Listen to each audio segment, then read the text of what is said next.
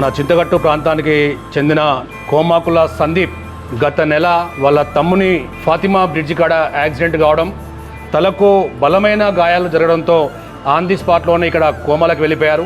రోహిణి హాస్పిటల్కు తీసుకువెళ్ళడం, అక్కడ ట్రీట్మెంట్ అవుతున్న ఈ నేపథ్యంలో అక్కడ ఖర్చు అనేది ఇప్పటిదాకా వాళ్ళు ఒక 6-7 lakhs ఖర్చు పెట్టారు ఆరోగ్యశ్రీ.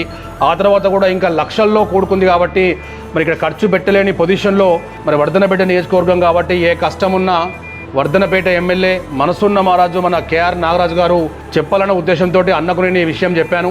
ఈరోజు సాక్షాత్తు శ్రీలక్ష్మి హాస్పిటల్లో మా సందీప్ని చూడడానికి అన్న రావడం జరిగింది.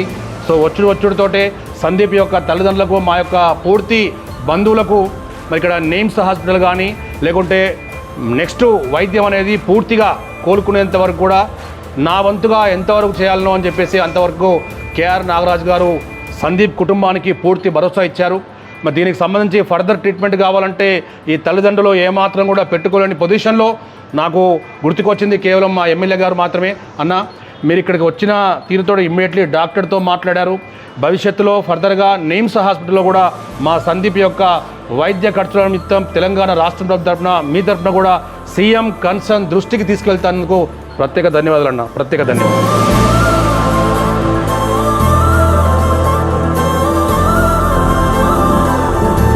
పోయి నేను మాట్లాడి దీని బిల్స్ అయితే ఇప్పిస్తాను. మన ఆరోగ్యశ్రీ కాకుండా మళ్ళీ నిమ్స్లో అడ్మిట్ అయ్యే విధంగా ఏ విధంగా ప్రయత్నం చేయాలో అక్కడ మాట్లాడి వీలైనంత వరకు ఎక్కువ అందరికీ 25-15% ఇస్తారు. మనం అబవ్ 50 తెచ్చినట్టు. Thank you okay, thank you so much.